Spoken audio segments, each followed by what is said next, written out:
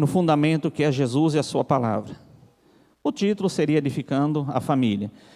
Nós estamos falando, ou iremos falar durante esse ano, muito sobre fundamento. Porque a igreja do Senhor Jesus, ela precisa estar fundamentada na palavra. Ela precisa estar fundamentada na rocha que é o Senhor Jesus, para que ela tenha então uma base sólida para o crescimento.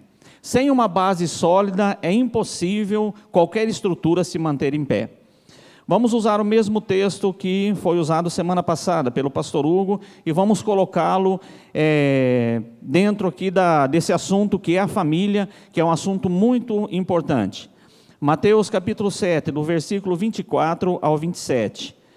Caso haja alguém perto de você sem a Bíblia, compartilhe com ela.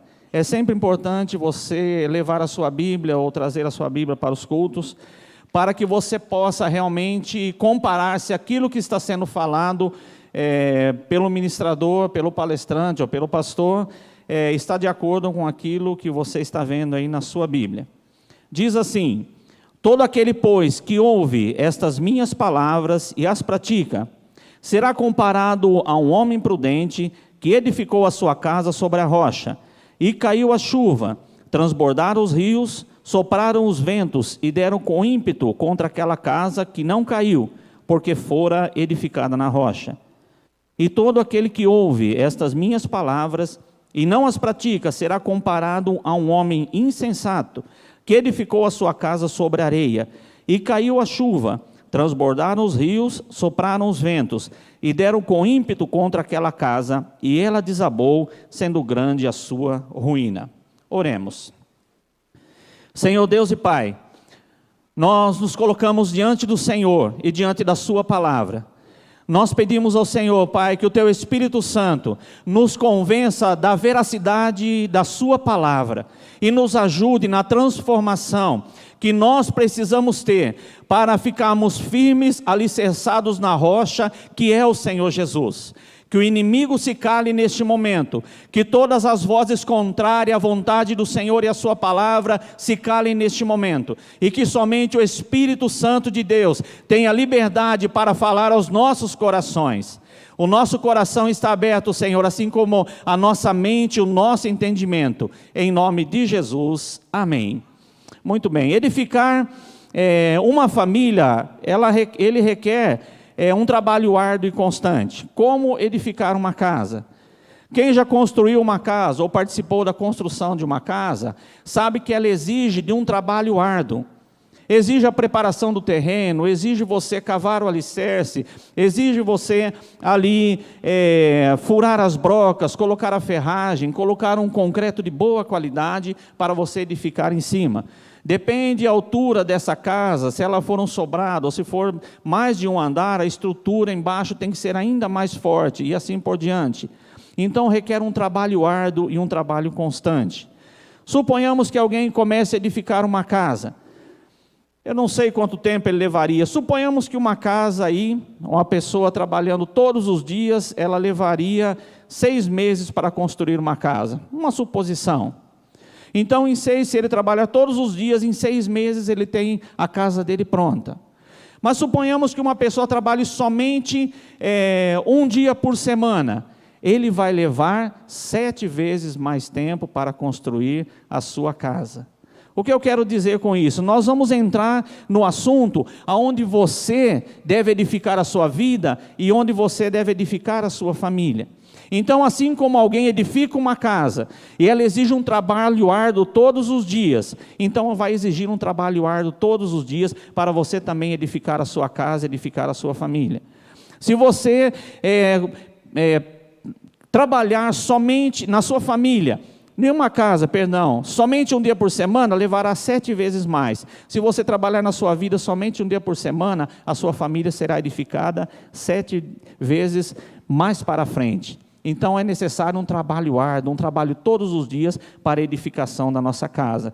Edificar a família é como edificar uma casa, então exige trabalho árduo e trabalho constante. Então, assim como uma casa, ela precisa de uma estrutura sólida, assim também a família precisa de uma estrutura sólida, precisa de uma base, precisa de um fundamento firme, um fundamento que vai mantê-la forte quando soprarem os ventos, quando cair a chuva e contra o rio com ela der com ímpeto, com o intuito de derrubá-la. Precisamos então de um fundamento firme, um fundamento sólido. Nós sabemos que a rocha que o texto fala aqui, ele é o Senhor Jesus, e é sobre ele que nós devemos edificar a nossa família. Quando o texto fala aqui de rocha, ele traz uma ilustração simples, de alguém que edifica uma casa sobre a rocha. Mas a rocha, olhando na palavra de Deus, nós entendemos que sempre quando se fala em rocha, se fala no Senhor Jesus, se fala na sua palavra, se fala em Deus, se fala em confiar em Deus. Ele é a nossa rocha, da qual nossos pés não resvalam ou escorregam. Ele é a rocha inabalável. Se a sua vida está firmada no Senhor, se a sua vida está firmada da rocha, ainda que soprem os ventos, ainda que desça a chuva, e ainda que corram os rios, e batam com força contra a sua vida, você não cairá, porque a sua vida está firmada na rocha. Então, falando de rocha, nós vemos que nós falamos do Senhor Jesus, e é nele que nós temos que estar alicerçados. O texto fala de 3 coisas específicas aqui. Fala de um homem prudente e também de um homem insensato. Fala da rocha e também fala da areia. Fala das chuvas, dos rios e dos ventos. Quem é a rocha? Conforme nós já falamos aqui, a rocha é o Senhor Jesus. Abra sua Bíblia, no livro de Salmos, capítulo 40, versículos 1 e 2. Vamos ver um pouquinho sobre o que Deus fez conosco. Aonde nós estávamos, qual era a nossa condição e aonde Ele nos colocou. Salmo de número 40, versículos 1 e 2. Quando nós entendemos a nossa condição passada, então nós podemos nos fortalecer para no que nós estamos hoje e naquilo que será o nosso futuro. Quando nós valorizamos aquilo que Deus fez por nós, quando nós valorizamos aonde Deus nos tem colocado, então nós ganhamos força e nós avançamos ainda mais para a perfeição que há em Jesus Cristo. Diz assim a palavra de Deus: esperei confiantemente pelo Senhor, Ele se inclinou para mim e me ouviu quando clamei por socorro. Tirou-me de um poço de perdição, de um tremedal de lama, colocou-me os pés sobre uma rocha e me firmou os passos. Colocou os meus pés sobre uma rocha e me firmou os passos. Todos aqueles aqui que neste lugar, que estão aqui hoje, eu e todos os demais, que recebemos a Jesus Cristo como Senhor e Salvador na nossa vida, um dia nós estávamos afundados em um tremedal de lama. Nós estávamos literalmente atolados em um tremedal de lama. Mas o Senhor, na sua misericórdia e pelo grande amor com que nos amou, levou a sua mão para nós. Quando nós clamamos por socorro, Ele estendeu a sua mão, Ele nos pegou e nos tirou desse tremedal de lama. Colocou os nossos pés sobre uma rocha e firmou os nossos passos. Você, eu e você, estamos firmados nessa rocha. Ou melhor dizendo, eu e você estamos em cima dessa rocha. Agora, em cima dela, como você vai edificar a sua vida? Você já está em cima da rocha que é Cristo. Isso não pode ser tirado. Mas uma vez que você está em cima dessa rocha, como você tem edificado a sua vida? Você tem sido um homem, uma mulher sensata? Ou você tem sido um homem ou uma mulher insensata? Você é que tem que tomar as suas decisões a cada dia. Se você age com sensatez, então você está firmando sua vida ainda mais na rocha que é o Senhor Jesus. Mas se você tem agido com insensatez, saiba que se não chegou, o dia vai chegar, aonde o vento vai soprar, aonde a chuva vai cair, aonde os rios vão transbordar e vão bater com ímpeto contra a vida de todos nós.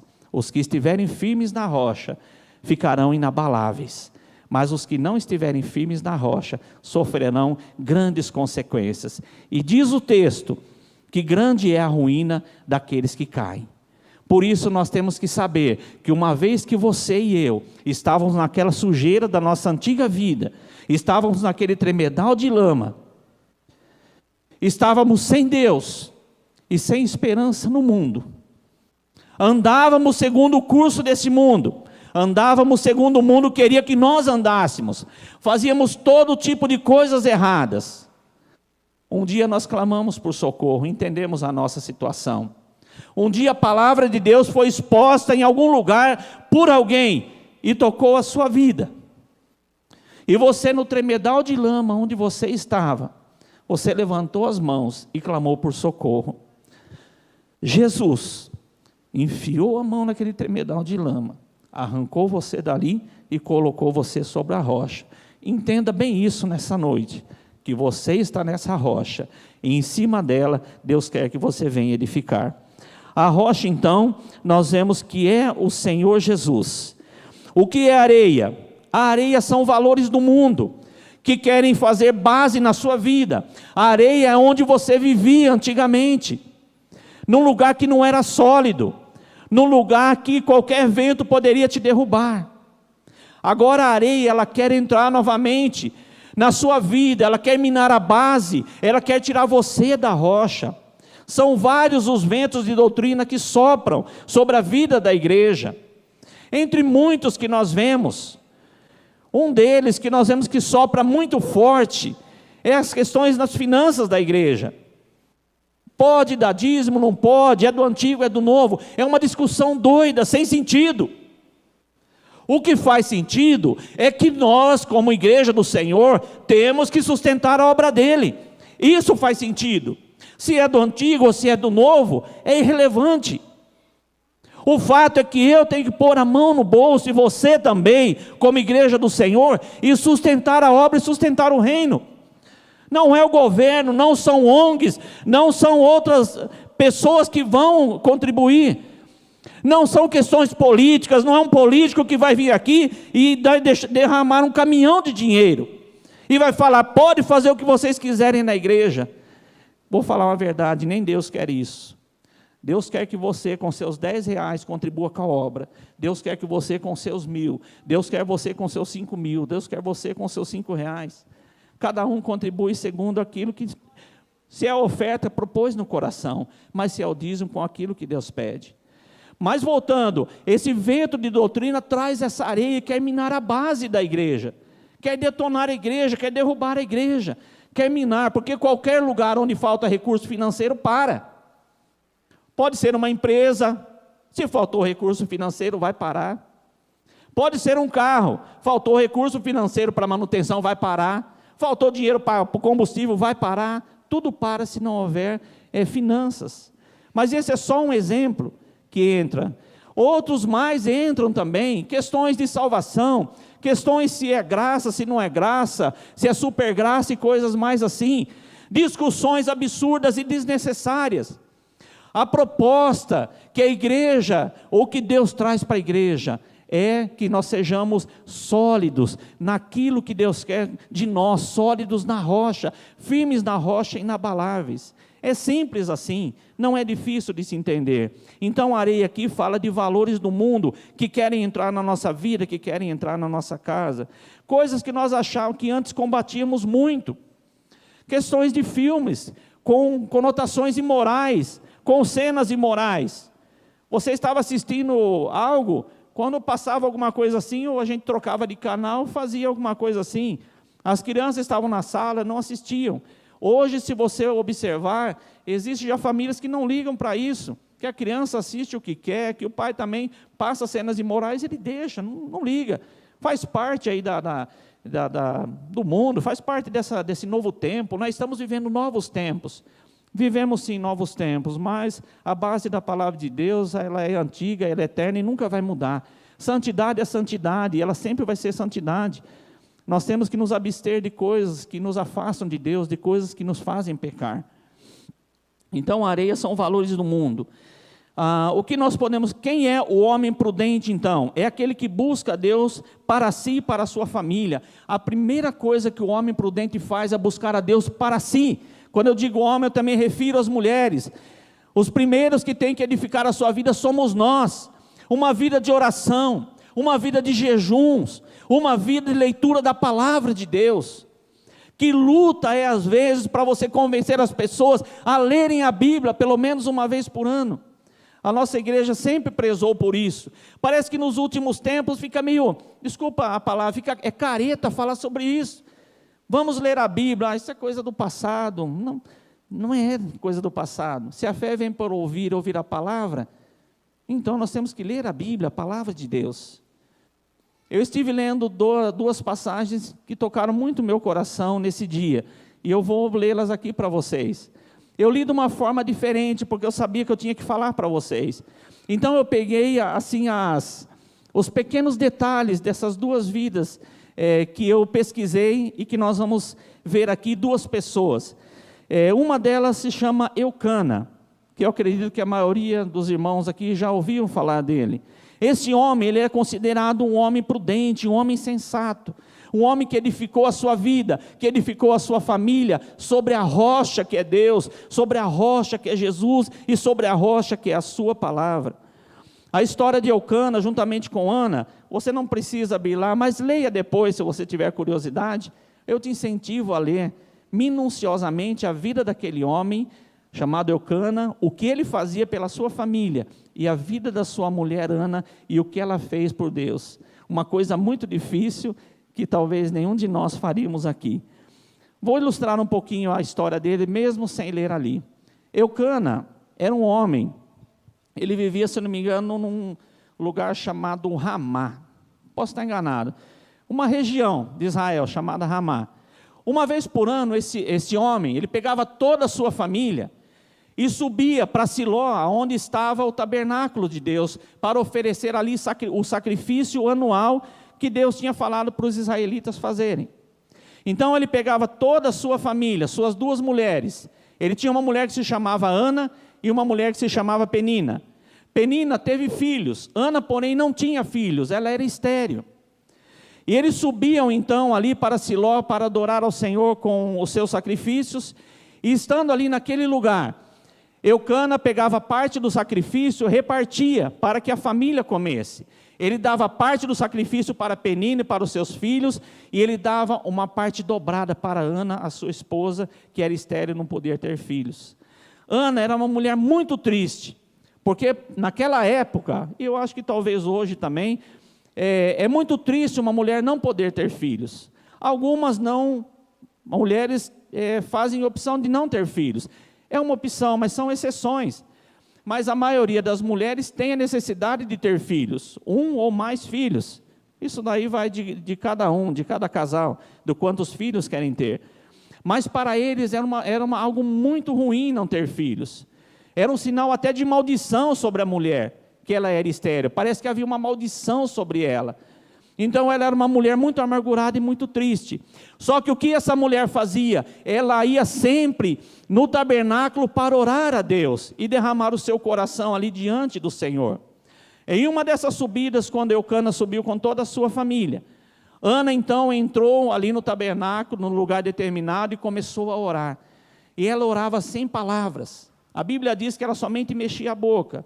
O sacerdote naquela época se chamava Eli. E ele observou aquela mulher que não falava nada, somente balbuciava. E ele achou que aquela mulher estava embriagada. Quando ela terminou a oração, ele falou: ô mulher, aparta de ti esse vinho, por que você vem bêbada aqui? Não foram com essas palavras, mas é mais ou menos, acho que o que ele falaria. Ela falou: não, Senhor, eu sou uma mulher amargurada de coração. Eu estou aqui derramando meu coração diante do Senhor. Aí ele abençoou ela e falou: se é assim, Deus te abençoe a sua petição. Ana saiu dali, foi junto com seu marido, e a Bíblia diz que o semblante dela era diferente. Retornaram para a sua cidade, distava mais ou menos uns 70 quilômetros, entre Ramá e Siló. Chegando lá, o casal teve relações, e Ana então engravidou. E ela teve um menino chamado Samuel, bem conhecido na Bíblia. Aí ela tinha feito um voto, falou: se Deus me der um menino, eu vou devolvê-lo ao Senhor. Ela engravidou, teve esse menino Samuel. Quando Eucana ia subir novamente. No outro ano, ela falou assim: deixa-me ficar até desmamar o menino. Eucana concordou, falou: tá bom. Uma vez desmamado Samuel, ela subiu então para o sacrifício. Chegando lá, ela apresentou Samuel para o sacerdote Eli. Falou: eis aqui, Senhor, aquilo que eu pedi naquele tempo, quando você liberou uma bênção para mim, eu estou devolvendo ele ao Senhor. Que foi Samuel, talvez o maior profeta, um dos maiores profetas do Antigo Testamento. Ele foi o último juiz e também um grande profeta. Ungiu o primeiro rei de Israel, que foi Saul, e também ungiu um outro grande rei depois de Saul, que foi o rei Davi. O que esse homem fez, irmãos? Notem bem o que nós como homens temos que fazer: trazer a nossa família para a nossa Siló, que é a igreja do Senhor. A nossa igreja local onde nós estamos aqui. Esse homem levava toda a família, ele não ia sozinho.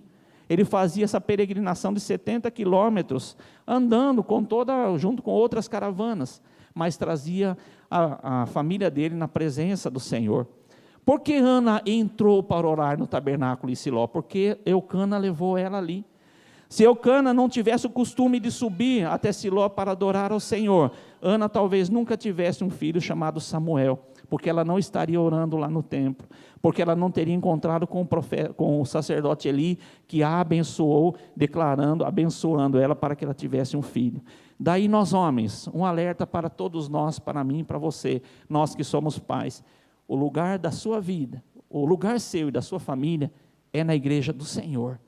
É aqui que você recebe informações e uma visitação diferenciada. Já ouvi falar muitas vezes que nós podemos buscar o Senhor sozinho, e você pode e você deve buscá-lo todos os dias, mas aqui na igreja há uma atmosfera diferente, na igreja há algo diferente. Deus se move de um jeito diferente no meio do povo. Ele gosta que a noiva dele se congregue. Ele não trabalha individualmente, também trabalha individualmente, mas Ele quer que nós estejamos juntos. Ana recebeu a bênção porque estava no lugar certo. Você também deve receber a sua bênção quando você está no lugar certo. Então valorize a igreja local, traga toda a sua família para cá. Outra coisa a se destacar foi que Ana foi uma mulher sensata. Ela podia se fechar e ficar ferida e falar: não vou subir porque não adianta nada, já subo vários anos e nada acontece. Mas não foi assim. Ela subiu juntamente com Eucana, e ali ela foi abençoada. E o último destaque para esse homem sensato é o amor que ele tinha para com a sua família. Você note que ele entendeu a necessidade de Ana. Não quer dizer que ele não amava a Penina. Penina não era uma pessoa fácil de se lidar pelo jeito, porque a Bíblia diz que ela pirraçava Ana. É tão ruim, né, quando uma pessoa já não pode receber algo e uma outra pessoa fica pirraçando. Mas Eucana amava Penina também, só que ele viu a necessidade de Ana, que era uma necessidade maior de um cuidado. Então ele dava porção dobrada para ela, para que pelo menos aliviasse isso na alma dela e ela se sentisse amada. Pergunto para você, meu irmão: a sua esposa se sente amada por você? Já perguntou isso para ela? Não vai perguntar aqui, depois você pode perguntar. É uma pergunta que poucos fazem. Você, como homem, tem suprido a necessidade da sua família?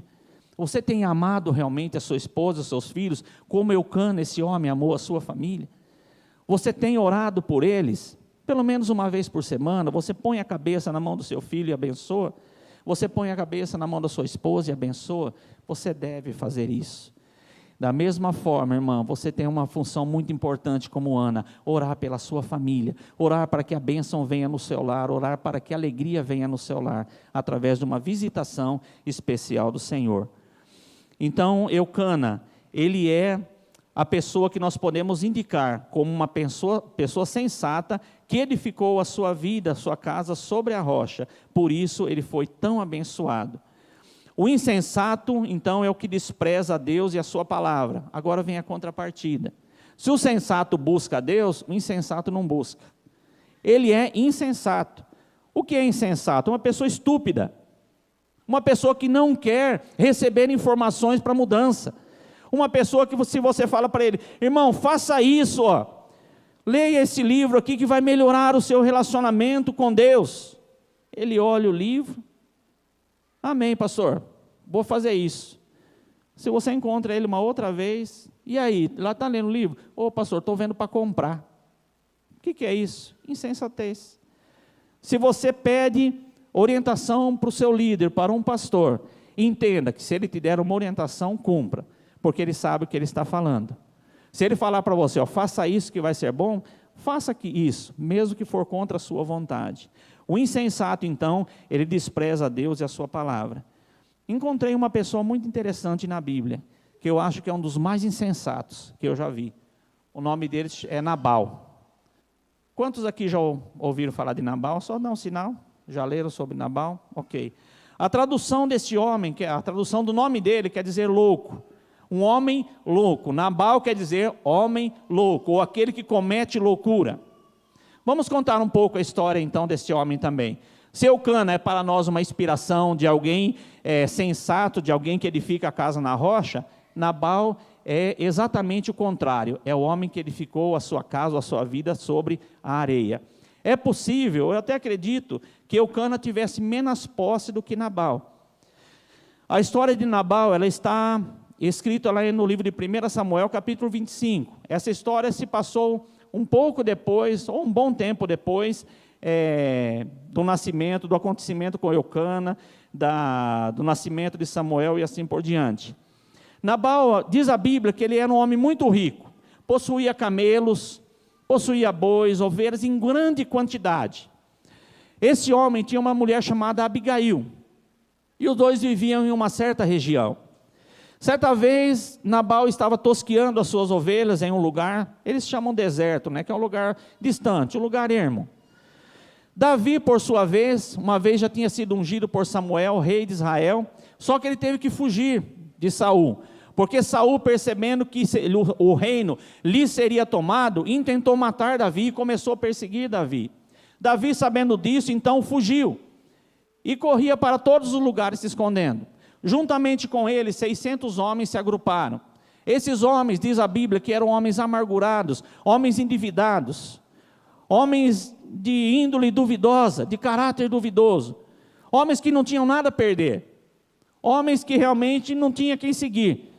Se temos que seguir alguém que está fugindo, ou alguém também que, é um bandido, vamos seguir então Davi. Se juntaram a ele. Você imagine o tipo de homens que eles eram. Eram homens bravos, amargurados. O intuito deles era matar, se eles poderiam matar alguém, eles matavam. Eram homens que estavam fugindo para não morrer. Muito bem, chegaram então a uma certa região, perto do local onde Nabal morava, ou nas terras de Nabal. Eles se acamparam ali, ficaram ali por um tempo. Nabal tosqueava as suas ovelhas em um lugar, Davi ficou ali por um tempo. Nabal não sabia que ele estava ali, ou se sabia, estava distante, mas Davi ficou juntamente com os pastores de Nabal, cuidando de um outro rebanho. E eles serviam como que de guarda para esses homens. Era uma boa companhia. Eles não eram pessoas que roubavam, não faziam isso de forma nenhuma. Eles tinham pelo menos esse caráter, eram amargurados, endividados e estavam fugindo. Mas não eram pessoas que roubavam. Eles serviam de guarda ali para o Nabal e para o seu rebanho e para os seus servos. Aconteceu que certo dia, Davi falou para uns homens dele, falou, olha, procure Nabal e vê se ele pode nos dar um prato de comida. Se fôssemos parafrasear, é mais ou menos isso. Davi precisava de comida. Ele falou, veja se aquele homem tem alguma coisa para nos dar. Ele falou assim, veja se aquele próspero. Davi usou boas palavras. Vá falar com aquele próspero, vê se ele tem alguma coisa para dar para a gente. Davi mandou alguns homens, foram lá falar com Nabal. Qual foi a atitude daquele homem? Ele falou assim, eu não conheço Davi. Muitos são os servos que fogem do seu senhor e são procurados aí. Quem é Davi? Não conheço. Os homens voltaram com a notícia. Quando chegaram com a notícia para Davi, qual foi a reação de Davi? Falou, cada um de vocês, tira sua espada da bainha. Hoje mesmo nós vamos ir contra Nabal e contra a sua casa. E até amanhecer, não vai ficar ninguém do sexo masculino vivo. Nós vamos matar todo mundo. A Bíblia fala que cingiram a espada, Tiraram, vamos lá. Aí sim eles estavam amargurados mesmo, e bravos. Falou, nós servimos de proteção para esse homem. Cuidamos do rebanho dele. Servimos de muro. Porque com 600 homens desse jeito, quem que ia atacar, talvez para roubar o gado do Nabal? Ninguém ia ser doido para fazer isso daí. Pegou então e foram. Indo a caminho, um dos servos de Nabal foi falar para a mulher dele, que era uma mulher, diz a Bíblia que ela era uma mulher sensata e formosa. Um dos empregados de Nabal correu para Abigail, porque ele percebeu o perigo, inclusive da vida dele, porque ele também seria passado ao fio da espada. Ele falou: olha, Abigail, faça alguma coisa, porque alguns homens de Davi, homens bons, que nos serviram aí de proteção no deserto, vieram pedir para ele um pouco de comida, e ele negou. E eu sei que o mal já está determinado contra nós. Abigail, mais do que depressa, pegou tudo que ela podia de comida, de mantimento, colocou em cima de jumentos e saiu ao encontro de Davi.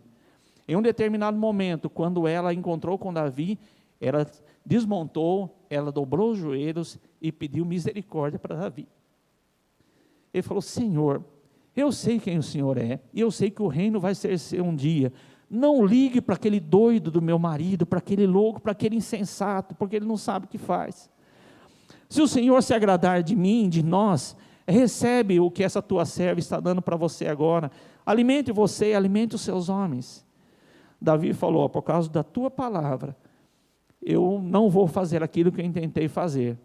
Por causa da tua palavra, ninguém vai morrer da sua casa. Davi se alimentou então e se retirou.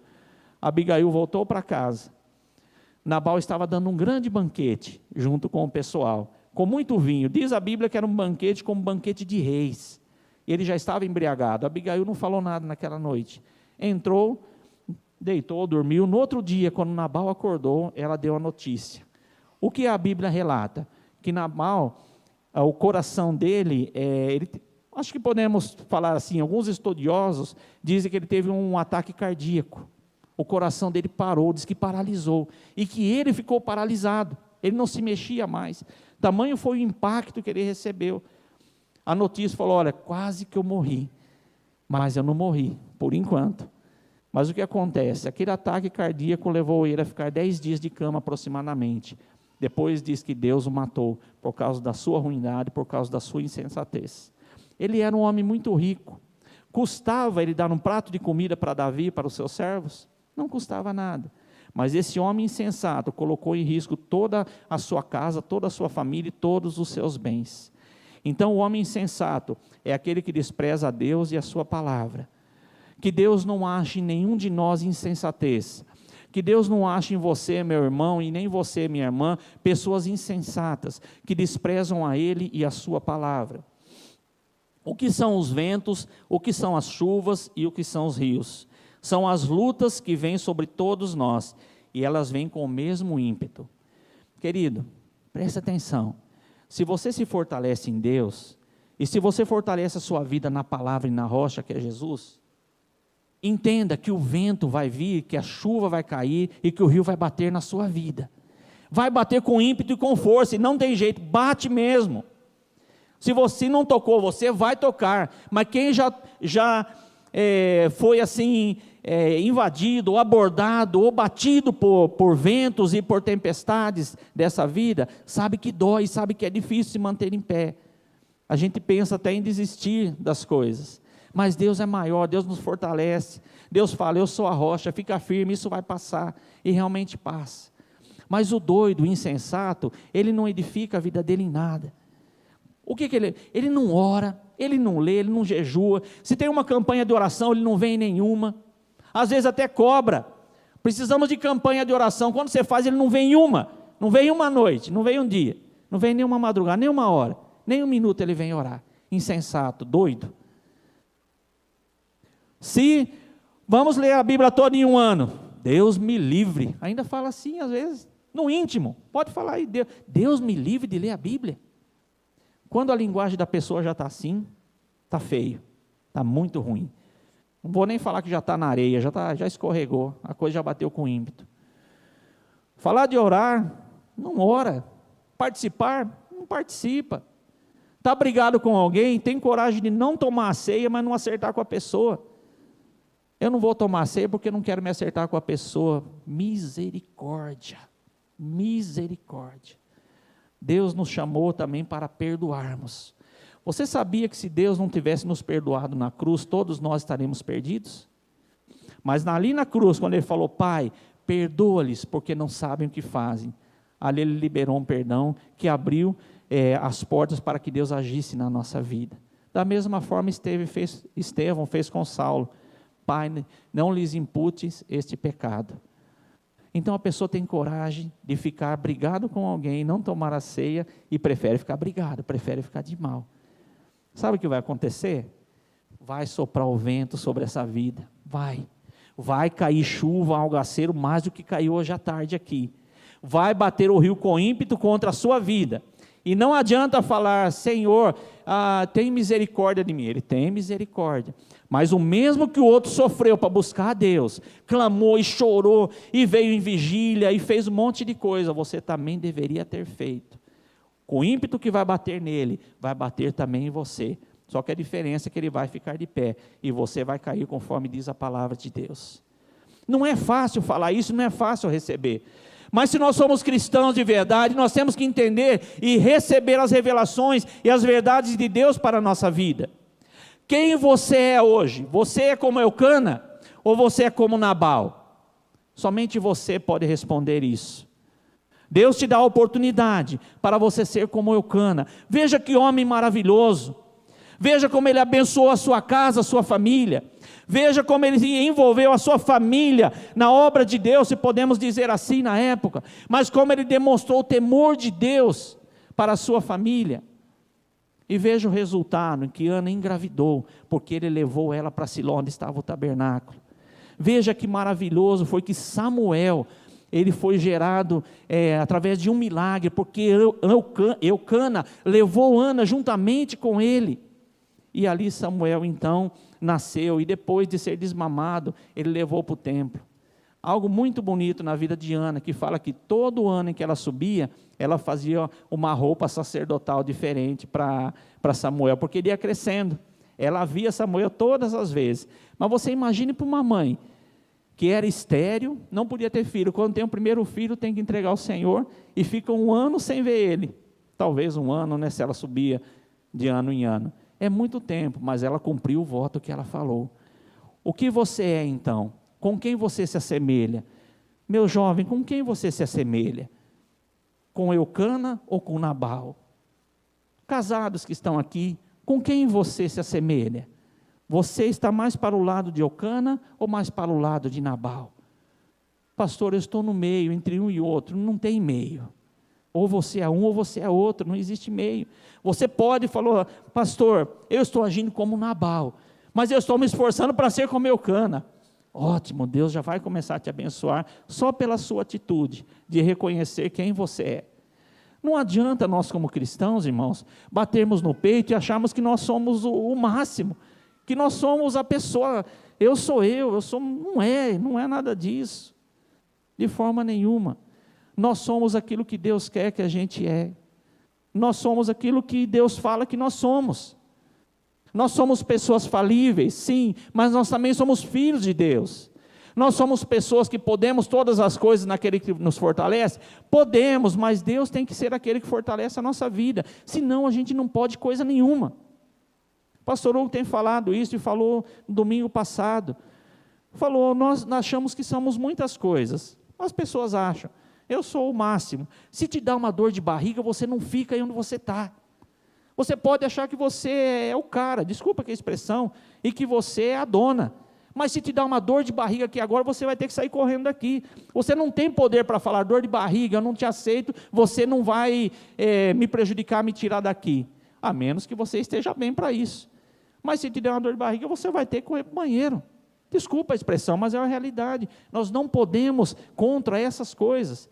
Se te dá um derrame, um infarto aqui agora, fulminante, você não tem nada que você possa fazer, você vai cair morto aí nesse lugar. Como Nabal aqui, teve um infarto, ele não pôde fazer nada, era um homem riquíssimo, cheio de posses, não adiantou nada. Negou um prato de comida para cada um dos homens que estavam com Davi. Olha o fim dele. Teve um infarto, se é que podemos dizer que foi um infarto. Eu estou dizendo aquilo que estudiosos falam que ele teve. E morreu depois de 10 dias. Não adiantou nada para a vida dele. Então nós não podemos estar no meio. Nós podemos sim ter atitudes como Nabal, mas rejeitar essas atitudes e partir para ter atitudes como a de Eucana. Então os ventos eles vão bater com ímpeto contra a sua vida, sendo você como Eucana ou sendo você como Nabal. Você que tem que decidir quem que você quer ser. Como nos preparamos para esse dia? Buscando a Deus todos os dias da nossa vida. Você tem orado todos os dias por sua vida, pela sua família? Dobra os joelhos? Ou você faz só aquela oração, bom dia, boa tarde, boa noite? Não funciona assim, tem que ser uma vida constante. Não precisa orar meia hora, mas 10 minutos dá para orar por dia. Em 10 minutos você cita muitas vidas, você ora por muitas pessoas, você declara muitas bênçãos. O mínimo, né? Ler a Bíblia, 3 capítulos por dia, 15 minutos você lê. Você consegue tirar 15 minutos em algum tempo? Com certeza. Então buscar a Deus, volto a dizer aqui, se você buscar a Deus, ou se alguém edifica uma casa, trabalhando 7 dias por semana, ele vai trabalhar 180 dias, 6 meses para construir uma casa. Mas se ele trabalhar somente um dia, ele vai levar 1.260 dias para construir a casa, 3 anos e meio. Então quem mais trabalha, mais vai colher o fruto. Quem menos trabalha, vai demorar mais para colher o fruto. O que você quer fazer? Trabalhar mais ou menos? A decisão também é sua. Seja exemplo para a sua família, como Eucana foi exemplo para a família dele. Ame a sua família.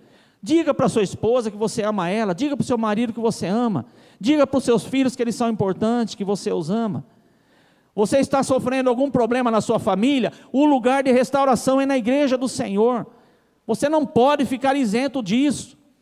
O dia que é para você vir no culto, você deve vir no culto e buscar a Deus e buscar a palavra dEle. De vez em quando eu sento aqui, eu vejo uns irmãos que vêm aqui ajoelhar no fim do culto. Uma coisa que é rara de se ver hoje em dia. Mas vem, ajoelha aqui por quê? Porque precisa de Deus. Não vem aqui para se aparecer. Quem que vai sair do lugar vir aqui para se aparecer? Não vem, porque você fica em evidência quem sai.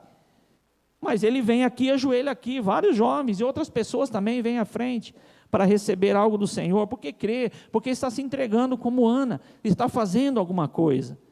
Ame a sua família, irmão, seja um exemplo para ela. E por último, seja um membro ativo na sua igreja, mostre para a sua família o quanto você ama a igreja a qual você pertence. Como você tem demonstrado que você ama a igreja local?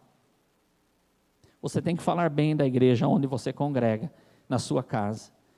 Você vai ver pessoas imperfeitas e você vai ver defeitos, como em qualquer lugar. O que se espera de quem está na igreja é que a vida dele seja melhor, isso é fato. Por que os crentes são cobrados mais do que os não crentes? Porque o crente diz que Jesus transforma a vida. Então, quando a vida dele não é transformada, quando ele não é o exemplo de uma transformação de vida, as pessoas cobram mesmo. E sabe o que eu acho? Está certo cobrar. Porque isso leva a gente a raciocinar e a falar, é verdade. Se eu sou uma pessoa imoral, boca suja, estou participando dessas piadas com os outros, eu não posso ser assim. Se eles estão dando risada do que eu estou falando, se nós aí, desculpa a expressão, somos farinha do mesmo saco, então que cristão que eu sou? Está errado isso daí, eu tenho que ser diferente, eu tenho que ser luz, aonde eu estou. Então você tem responsabilidade com a igreja local, fale bem dela. Busque a Deus pela sua família, traga ela para a igreja todo domingo, não falte de cultos, vá numa célula. Às vezes a pessoa fala, eu não recebo nada na célula. Meu Deus, não pode falar uma coisa dessa. As células são um lugar extraordinário para Deus abençoar. Você pode até falar assim, pode não, alguém pode falar assim, a célula não acrescenta nada na minha vida, mas o que você está fazendo para acrescentar alguma coisa na célula a qual você pertence? Você tem pelo menos orado no dia da célula e falado, Senhor, abençoe o líder, abençoe quem estará ministrando a palavra. Ou você simplesmente passa a mão na Bíblia, vamos lá para a célula, chega lá, senta, ri, depois no final come ali alguma coisa, depois vai embora. Está errado. Se você vai numa célula, você tem que oferecer alguma coisa naquela célula. Ofereça alguma coisa. Eu estou aqui para contribuir. Se você não pode contribuir com nada, a sua presença já é importante. Vá lá. Mas se pode oferecer alguma coisa, se ofereça. Falou, meu líder, quer que eu ministre a palavra? É claro que você tem que ter jeito para ministrar, né? Às vezes você pode se oferecer para fazer alguma coisa, a qual você ainda não está apto a fazer, então tem que ter treinamento. Mas você pode falar, posso levar um Guaraná na célula? Leva, não exige treinamento levar um Guaraná. Não tem o jeito certo de levar Guaraná. Vou levar o Guaraná no peito aqui, não. É você pegar a garrafa, põe em cima, ó, gente, trouxe para a gente tomar. É você pegar um salgadinho, uma bolacha, levar lá, fazer um bolo. Ó, minha contribuição aqui. Então, por favor, nunca fale que a célula não acrescenta nada na sua vida. Nunca, se você já falou, se arrependa. Porque se tem um lugar onde Deus quer se manifestar, são nas células também, como na igreja. Que lugar gostoso que é a célula, irmão. Um grupo pequeno, um orando pelo outro, na necessidade. O irmão chorando, pedindo, ó, vamos orar por isso daqui. Ora pela minha família, ora... Puxa vida, quantos milagres acontecem ali, irmão, na célula. É um lugar de milagre. Vamos ficar em pé.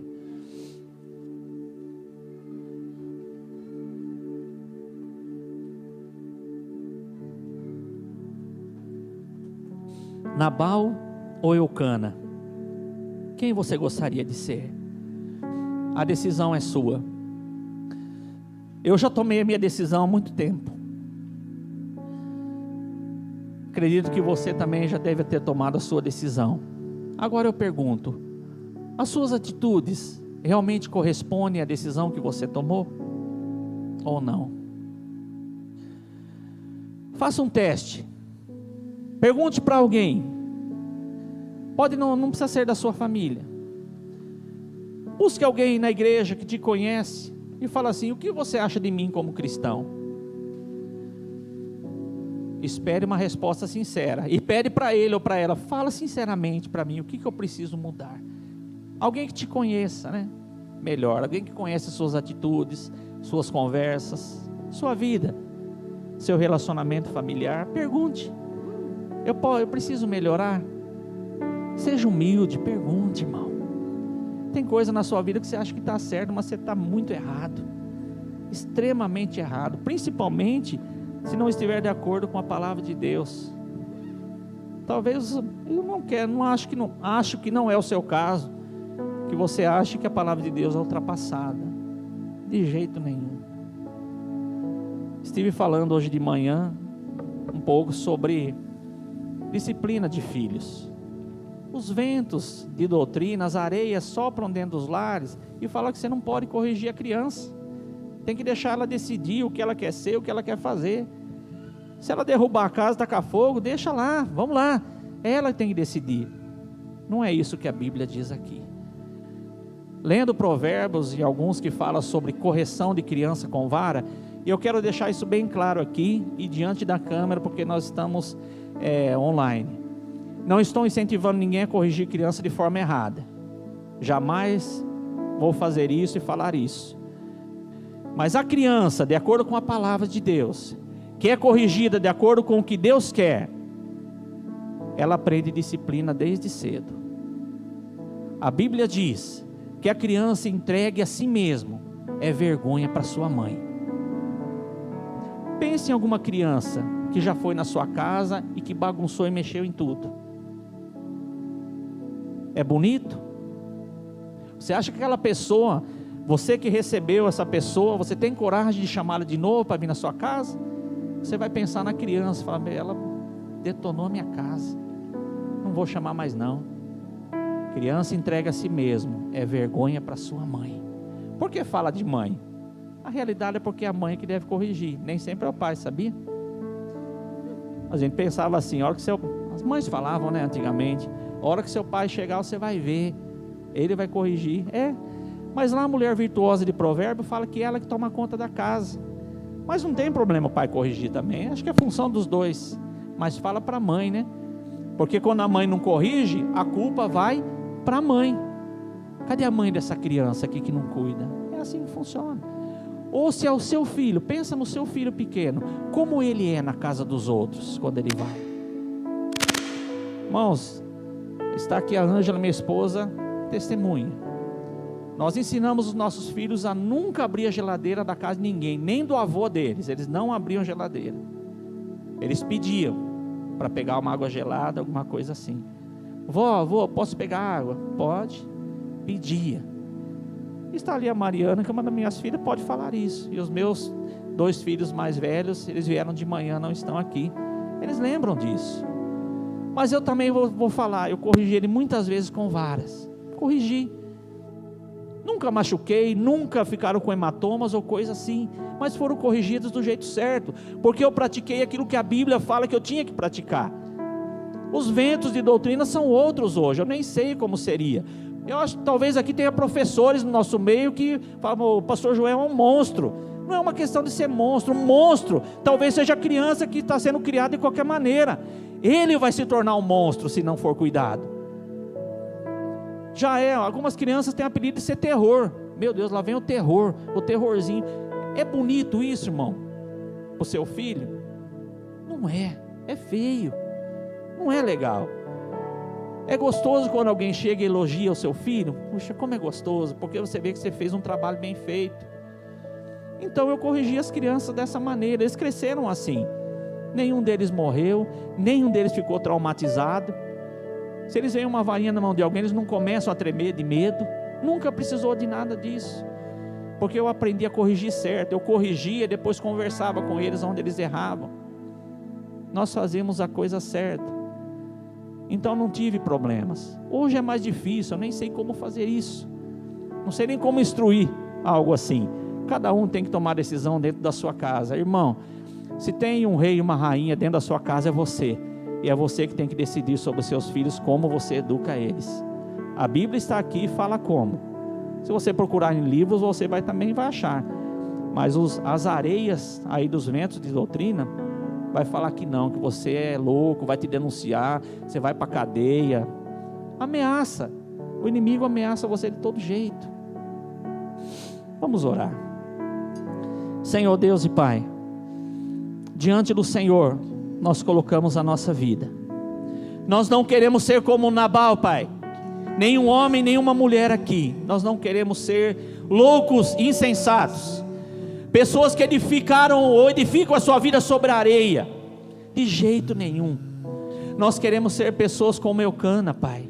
Aquele homem que levava toda a sua família para Siló, para ali adorar ao Senhor com o seu sacrifício.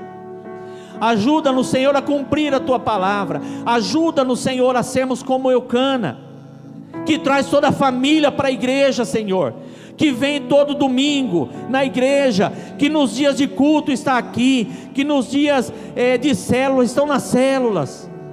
Ajuda-nos a sermos assim, Senhor. Muitos são os ventos que sopram, muitos são os rios que correm e batem com ímpeto contra a nossa vida, mas em nome de Jesus, meu irmão, minha irmã, você não será abalado, nem eu. Se a sua vida está firmada na rocha, não tenha medo.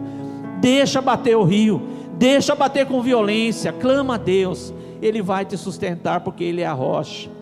Mas edifica a sua vida, Senhor, ajuda-nos. Precisamos tanto de Ti, Senhor. Não é uma tarefa fácil, Senhor, ser uma pessoa como Eucana. Não é uma tarefa fácil viver a vida cristã, mas é possível, porque o Senhor nos orienta assim, e o Senhor diz que é possível. Abençoa-nos, Senhor, assim, em nome de Jesus Cristo.